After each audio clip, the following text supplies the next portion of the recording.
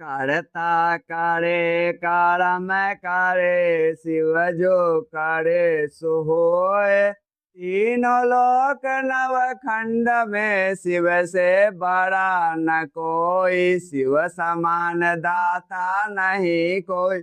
विपत्ति विपार घर अब लज्जा मोरे रखियो। ये नंदी के नाथ सुगम सुगंधित पुष्पांजलि अर्पण करहु देव स्वीकार।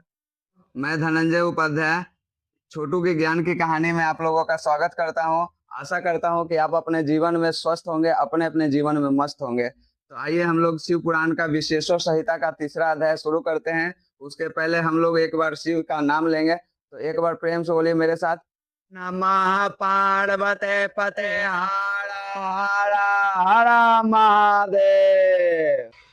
मुनियों और ब्रह्मा जी का उपदेश। व्यास जी बोले, श्री सूत जी के ऐसा कहने पर उस समस्त ऋषियों ने कहा, हे मुनि श्री सूत जी, यदि आप अद्भुत वेदांत सार शिव महापुराण सुनाते हैं तो बड़ी कृपा होगी आपकी।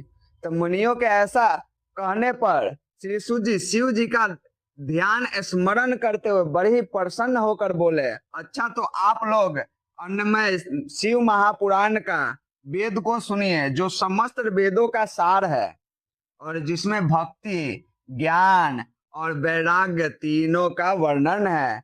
हे ऋषियों, पूर्व समय में जब पुनः पुनः कल्पों का क्षय होता गया, उस पश्चात कल्प प्रभुत वाले सहित ऋषि मुनिगण, कुछ ऋषि मुनि को संदेह उत्पन्न हुआ कि शिव महापुराण सबसे पर है या नहीं। तब उन्होंने निर्णय हेतु ब्रह्म लोक को चले गए और वहां जाने पर ब्रह्मा जी से अपना प्रश्न किया। तब ब्रह्मा जी ने कहा, जो सबसे पहले उत्पन्न हुए हैं और जिनके अंदर मन, वाणी और कोई गम नहीं, तथा जिसमें ब्रह्मा, विष्णु, रुद्र, इंद्रादिक महाभूत और इंद्रियों आदि संयुक्त सारे जगत के उत्पत्ति कारण है, वही सबसे परे है। और वही विशेश्वर जगदीश महादेव जी हैं, जो परम भक्ति से ही दिखाई पड़ते हैं। रुद्रादिक सभी देवता उनके दर्शन के अभिलाषी रहते हैं, लेकिन वो दिखाई नहीं देते। अधिक इससे मैं क्या कहूं, शिव की भक्ति से संसार का जाल कट जाता है। उनके प्रसाद से भक्ति और भक्ति से ही उनका प्रसाद की प्राप्ति होती है।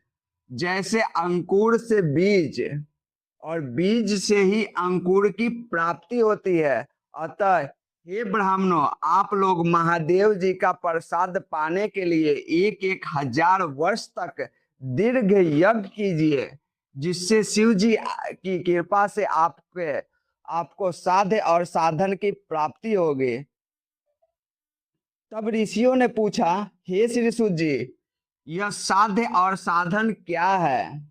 ब्रह्मा जी ने कहा, साध्य शिव के पद और साधन उनकी सेवा करना है, परंतु इसके लिए साधक को सर्वथा ही निष्पाप होना चाहिए। जब इस प्रकार वेद विधि से भगवान शिव की आराधना होती है, तब परमेश्वर पद की प्राप्ति हो जाती है। और जो मनुष्य जैसा करता है वैसा ही फल प्राप्त होता है। इस संबंध में स्वयं शिव जी ने भी कई निर्देश दिए हैं। कानों से सुनना, वचन से कहना, मन से मनन करना एक महान साधन है, क्योंकि वे महेश्वर सर्वथा ही सुनने और कीर्तन करने योग्य है, वही मनन के योग्य हैं। अतः साधन को अवश्य पूजा पाठ में डट जाना चाहिए, वही शिव से मिलने का एक मात्र साधन है। प्रत्यक्ष का वह विश्वास होता है, और बुद्धिमान मनुष्य को चाहिए पहले गुरु मुख होकर श्रवण कर, कीर्तन कर, मनन कर शिव के योग को पूजा और सेवा करे, और संभव है कि साधन से पहले कुछ क्लेश की प्राप्ति होगी, लेकिन कुछ समय के बाद आनंद और मंगल की भी प्राप्ति होगी। अर्थात श्री सूत जी ने बताया कि भगवान की पूजा पाठ करते समय आपके घर में क्लेश, नाना प्रकार के असुविधा उत्पन्न होंगे। ये सकारात्मक ऊर्जा को दबाने के लिए होता है। इसलिए मैं आपसे कहूंगा कि किताब पढ़ना ना भूले। जिसको किताब पढ़ना नहीं आता है वो वीडियो देख के पढ़ सकते हैं। तो इसी के साथ मैं अपने इति श्री शिव महापुराण विश्वेश्वर संहिता का 3रा अध्याय समाप्त करना जा रहा। कैसा लगा हमारा वीडियो? आशा करता हूँ कि हमारा वीडियो आपको अच्छा लगा होगा। तो हमारे चैनल पे जुड़े रहने के लिए तहे दिल से धन्यवाद। इसी तरह से वेद से जुड़े हुए रहस्यमय कथाओं को सुनने के लिए हमारे चैनल को सब्सक्राइब करना ना भूलें। लाइक करें, शेयर करें और सब्सक्राइब करें।